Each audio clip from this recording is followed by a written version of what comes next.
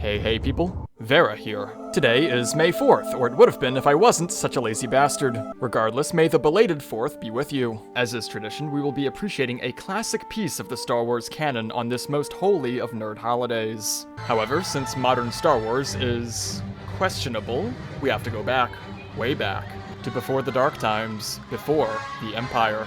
I'm going to tell you about one of my favorite games from my childhood, a game that you've never even heard of, a hidden gem that's been lost to time. Star Wars Rebellion, or Supremacy if you are a subhuman, is a 4X strategy game made a long time ago in a galaxy far, far away, during what I like to call the autistic Da Vinci period of game design. Developers were not concerned with such limiting concepts as mass market accessibility, shareholder value, inclusivity, and live service. Instead, they just went nuts and made their games with a tender love, designing deep, pleasurable mechanics that stand the test of time. The manual for this game is 150 pages and contains information that you have absolutely no way of acquiring otherwise. Back in my day, you were expected to read a book to learn how to play your games. You kids nowadays are nothing more than entitled lazy zoomers with your tutorials and your easy mode. I'm only 29 and I already feel like an old man. Anyway, you play the role of an unnamed master tactician in the Galactic Civil War, directly following the Battle of Yavin. You can select 3 difficulties and decide if you want your game to take a few hours to complete, a few days, or one standard eternity. When it says huge, it's not kidding. Then you choose a side and just show up one day, immediately taking complete control of the Galactic Empire or Rebel Alliance. I guess your resume was just that good, or your competition was just that incompetent. Maybe it was nepotism, who knows? I say choose a side, but we all know that there's only one option. Not only do you not have to deal with this annoying little shit, the Empire also has the moral high ground and was completely justified in the real canon. This man is nothing more than a criminal, guilty of cruelty to animals, incest, treason, and mass murder. Don't forget it. And just look at the welcome you get. The Imperial March also plays in the background every so often, and giving orders to its dulcet tones never gets old. There are 3 win conditions that must be satisfied simultaneously. The Empire needs to capture a farm boy and a manipulative woman. The Rebels need to capture the most powerful man in the galaxy and the second most powerful man in the galaxy. This may seem imbalanced, but just remember the Viet Cong won anyway. Never underestimate a motivated insurgency. Many things make up for it, including the 3rd win con. The Empire has to find and destroy the Rebel HQ, which was Cloud City the whole time. It turns out mothma was just a figurehead. This smooth criminal is literally the deep state. It can also somehow enter hyperspace and move at will between systems. Who knew? Typically, it's hidden in bumfuck nowhere in the Outer Rim. Finding it in a huge galaxy is like finding a needle in a haystack if the needle had jet engines and could see you coming. If you wanted to be an asshole, you could keep it moving from one end of the galaxy to the other for the entire game, having one brief window of vulnerability every 150 days. This is reminiscent of griefing StarCraft by lifting off your buildings. If you do this, I want you to know that you have no penis and no maidens. Killing it usually involves slowly taking over the entire Outer Rim until there is nowhere left to run. It's very aggravating. Once you do finally corner it, however, it stays dead for the rest of the game. By contrast, the Rebels just need to build up enough to control Coruscant, which doesn't move but is highly defended. It can be recaptured, so you'll have to defend it until you win. If this is too much for your smooth Gen Z brain to keep track of, you can also play HQ only and have exactly one job. Bread and butter gameplay consists of giving orders to characters, queuing production, and checking your email, much like any other 4X game. The difference is, this is Star Wars and you're giving orders to Darth Vader. At the start of every game, every planet rolls its energy supply or building slots, available materials, and starting structures. No 2 games start the same. You can have Coruscant roll 14 slots and turn it into an impenetrable fortress, or it can have 11 and you can restart the game. You can change the game's speed at will to give you plenty of time to manage the galaxy and fast forward once everything is busy. There's no downtime and you can play as fast as you want. Your named characters are your most valuable assets. They have 4 stats that affect their performance on different missions that they can undertake, which include diplomacy, espionage, sabotage, and incite uprising. What you're seeing behind me is one of multiple locations that have been burning. Most characters are more suited to some than others. For example, Chewbacca is a great saboteur, but a poor diplomat, since aggressively growling into a microphone is not very persuasive. Vader, on the other hand, is good at everything, since he's such a badass that he can perform aggressive negotiations with an entire planet. You can also abduct enemy personnel, or if you're the Empire, just kill them outright. As non-state actors, the rules of engagement do not apply to terrorists. You can't actually kill main characters like Han Solo, but you can kill his dog. Papa Palpatine, Darth Matt, Scruffy Nerf Herder, and Hillary Clinton can uniquely recruit additional characters and should be permanently doing so until the well runs dry. A handful of them are capable of R&D. Digging for them and climbing the tech ladder ASAP is critical. Wars may be fought by soldiers, but they are won by the nerds. It goes without saying that anybody who can be doing diplomacy should be. You don't have many diplomats, and you want to snap up as many neutral core systems as possible. Their prime real estate, have many natural resources, and have non-renewable energy grids. Every time a system joins you, every other planet in the sector will get nudged in your direction through the power of social bandwagoning. Cascading effects are very common. If a forcibly pacified planet is liberated, the effect is tenfold and will usually flip every system to your side. The Empire starts with several of these, and they are extremely juicy targets for the Rebellion. I highly suggest covering these systems in planetary shields and more effective planetary shields to prevent this until your diplomats are skilled enough to propagandize people who hate your guts. Espionage tells you everything about the targeted system and another randomly selected one. It goes without saying that the difference between victory and defeat in any conflict is information. In my latest playthrough, I randomly found Han Solo busy recruiting right next door to Coruscant. Not a very good idea, but I guess nobody told him the odds. I immediately dispatched the Imperial fleet, shot him in the leg for shits and giggles, then nabbed him and put him where he belongs. I also incidentally found Princess Leia would be arriving close by in about 80 days. I had plenty of time to prepare. I had the system blockaded ahead of time, and when day 115 rolled around, I sent down an espionage mission to make her targetable. Having pre-cleansed the planet of rebel scum, I sent my best agent down alone, thinking he could handle a simple confirmation. This was a mistake. She brutally murdered my agent 1v1 in cold blood.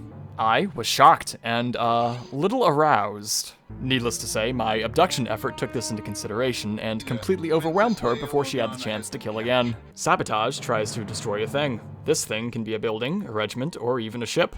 An effective tactic is to load up a ship with saboteurs, park it in orbit above an enemy planet, then spam sabotage on literally everything. Agents will return to the ship instead of their planet of origin, saving many days of travel time per mission. Through the magic of plausible deniability, no matter what you destroy, it will have no effect on public relations. After all, accidents happen. Only a conspiracy theorist would think the massive Imperial fleet currently blockading our planet might have something to do with the local shipyard getting blown to hell. Incite Uprising functions like diplomacy, but for the enemy. Its usefulness is regrettably limited since having an agent in enemy territory long-term is not good for their health. However, if you scout out an enemy planet beforehand and know that it's undefended and ripe for insurrection, go for it. When you see this message, it's working. Since this mission is governed by leadership and all Imperial personnel gain a massive boost to the stat as long as the Emperor is on Coruscant, the Empire is very good at undercutting support for Rebel scum. Send 2 agents for best results. A Rebel player who doesn't watch their poll numbers won't notice a thing before the world declares neutrality and takes 2 or 3 other systems along for the ride.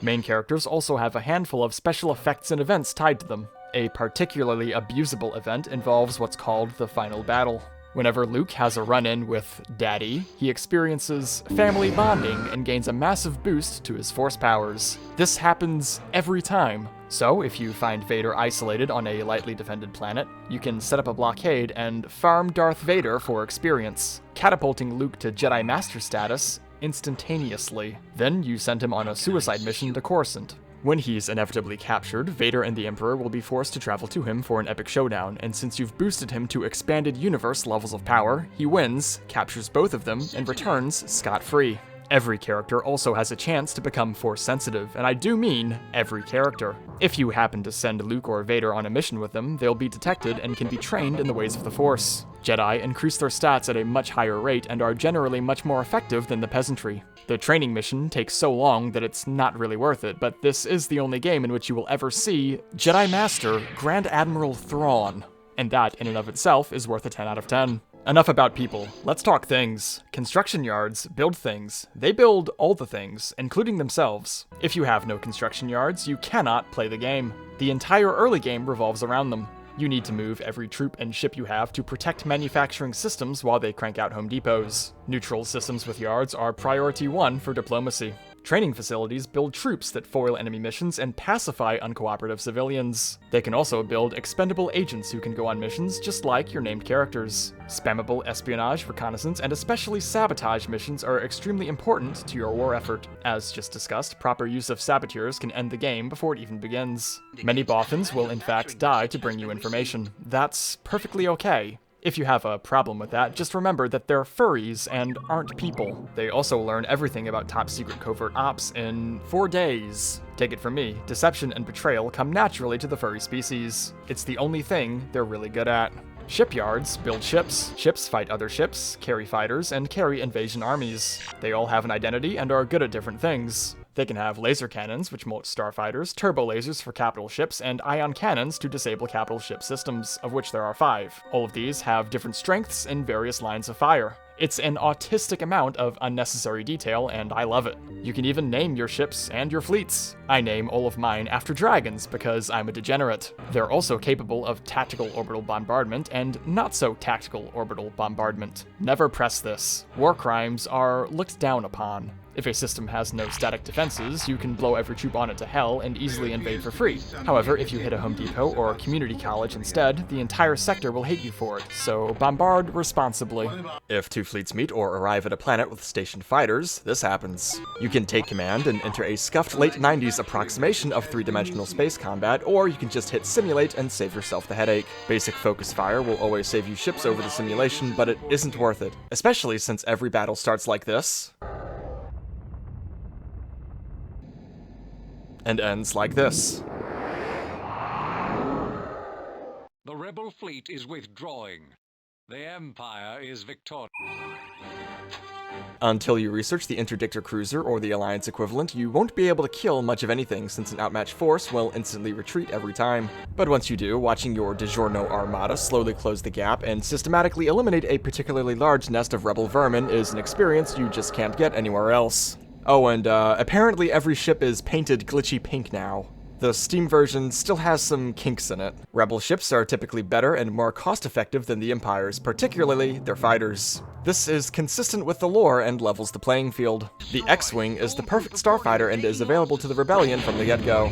It was actually one of the main reasons why they won. It is entirely possible to mass-produce X-Wings and win the game in what is effectively a Zergling rush. Regarding capital ships, this one in particular is not balanced, but no matter how many you crank out, they will never be as cool as a piece of pizza. And a super pizza is just way more satisfying to build than a whatever the hell this is. The Empire can even build the Death Star. It can even use the Death Star, but it probably shouldn't. I have pressed Destroy System exactly once in my life. I instantly lost the game. I lost control of almost every system I had, half my officers betrayed me, the Sith were captured, and Coruscant flipped in a few days. It turns out planetary genocide is highly unpopular. By the way, if you lose the game as the Empire, your lovable astromech droid that you've been working with the whole time tries to fucking murder you.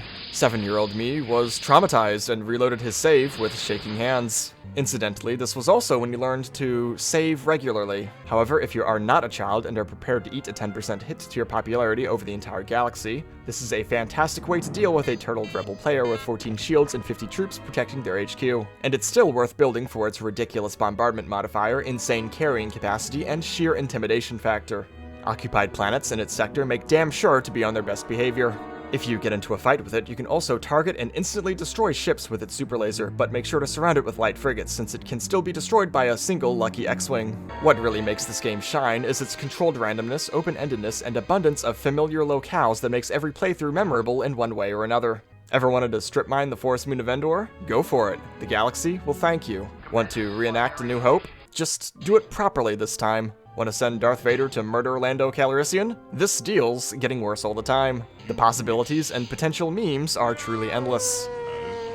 I should add that there's also PvP, but I've never played it since I'm one of the 3 people in the entire world who have played this game in the last 20 years. I don't even know if you can make it work in 2022, but I've always wanted to try it. Once you know what you're doing, the AI doesn't get the chance to play the game, and it's rather unsatisfying. To give you an idea of exactly how bad the AI really is, to get footage, I tried to lose as fast as possible by playing on small and hard, giving them the entire Seswina sector, leaving Coruscant completely undefended, then fast-forwarding doing absolutely nothing, and it still took 187 days. It's really designed to be played head-to-head. If you want to play, hit me up and we can make it happen. You can get a copy on Steam or GOG. As usual, the GOG copy runs better on modern hardware. I have no merchants and am unable to provide a discount at this time. I apologize for my lack of birthright connections. All in all, Star Wars Rebellion gets a very biased rating of 10 pizzas over a bigger pizza. Much like RuneScape and Myst, it will always have a place in my cold boomer heart. I'll be playing this game all day today on Twitch and probably even tomorrow. I hope to see you stop by and check it out. This review was obviously inspired by SsethTzeentach, the funniest man on the internet. Imitation is the highest form of flattery, and he deserves every bit of it. I was only able to channel about 1% of his power. If by some miracle you haven't checked him out yet, do so immediately. As always, more content to come, so stay tuned. You're all truly wonderful. Have a good one.